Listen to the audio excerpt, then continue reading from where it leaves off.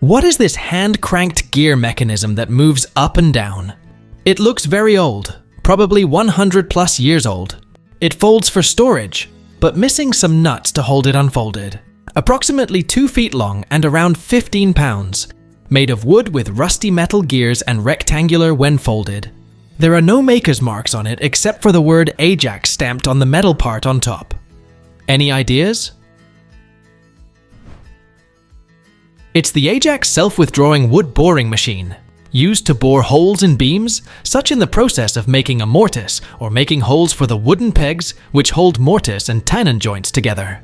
It was made sometime between November 1884 and September 1886 by the Ajax Manufacturing Company of Pittsburgh.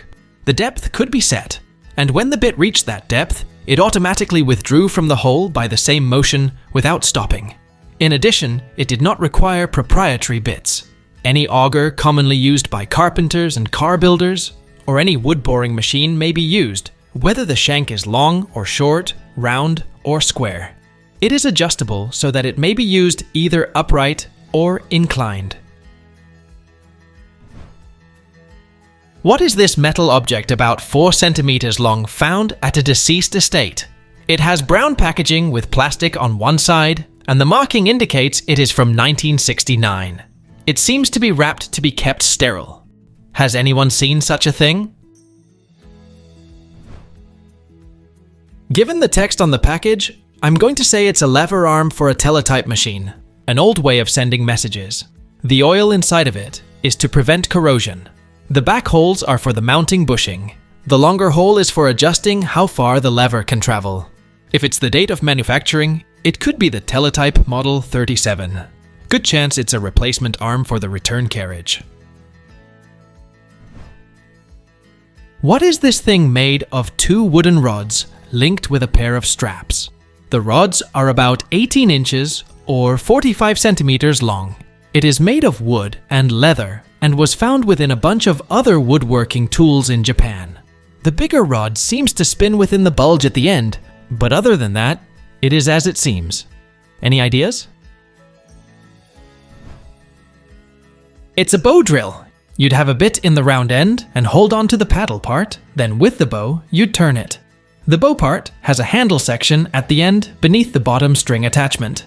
The bit would have been a spoon style and looked more like a carving chisel than a modern drill bit. They were sharp and cut in bit directions, as when you work the bow, it turns and then reverses.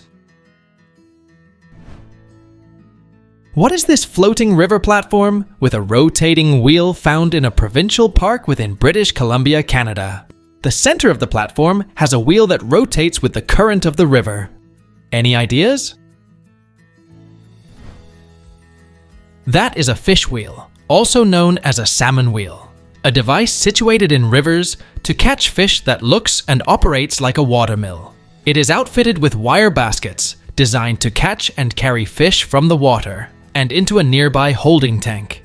The current of the river presses against the submerged paddles and rotates the wheel, passing the baskets through the water where they intercept fish that are swimming or drifting.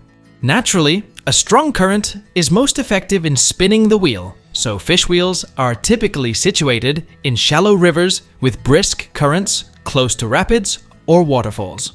Fish wheels were used on the Columbia River in Oregon by large commercial operations in the early 20th century, until they were banned by the US government for their contribution to destroying the salmon population. What is this little red box with tiles that fall out when you shake it, with describing words or items found in the woods at my grandma's house? 1975 Tomy is written on the back, about 1 inch in height, 3 inches in length, and very lightweight. Any ideas?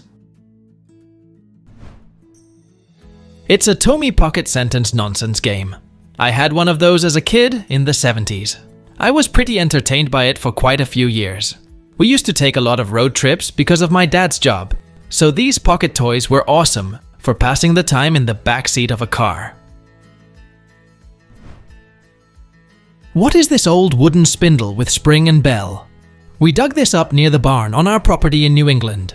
The house was built in 1795 and the barn is likely as old. Around 17 inches long, with a metal coil attached inside, and a 2-inch metallic dome on the outside. It's wooden, the bottom looks like a handle, and it's definitely missing some pieces. Any ideas? That is what's left of a push-along toy man on bike with bell, like this 1950s Etsy find, but probably much older than this. When you push the toy, a bell will ring occasionally. The local Wisconsin Historical Society does not really know if these are egg things. It's a double-ended spoon-shaped item, pen for scale. It looks like an old metal version of a medicine spoon, but the closest match on Google Lens is incorrectly labeled as antique baby shoes. Any idea what it is for? It's a Nestlé Lactogen baby formula measuring spoon from circa 1920s, used in the preparation of formula for bottle feeding. Nestlé began producing Lactogen in 1921. It was marketed to women as a nutritionally superior substitute for breast milk and as a nutritional supplement for breastfeeding mothers. What is this hanger thing found at an antique shop? It weighs 2.5 pounds and is a bit over 14 inches long. It swivels around the hooked rod and has an electrical contact with cloth-covered wires. The solid end is quite heavy and does not balance around the hooked rod. There are small loops at either end of the slim rod, and a copper wire links the free end of the slim rod to the top of the hooked rod. Does anyone have a clue? It's the hanger for an A.E. Rittenhouse Company toy airplane. The company advertised the little planes from 1913 to 1918. The Blériot-style plane hung from the loops on the slim rod and flew in circles when powered. Other styles were made up the 1930. Instructions claim you can start for the floor circling for a proper takeoff. The video shows an initial test flight just suspended from the ceiling. The 2 wires holding the plane are live. What is this heavy brass circle with 7 numbered removable plugs, each slightly bigger than the last? The word Townley is engraved onto it, so I assume this is the maker. It was found in the Isle of Man and passed down through the family over the years. Any ideas? Please let us know down in the comments. Thanks for watching.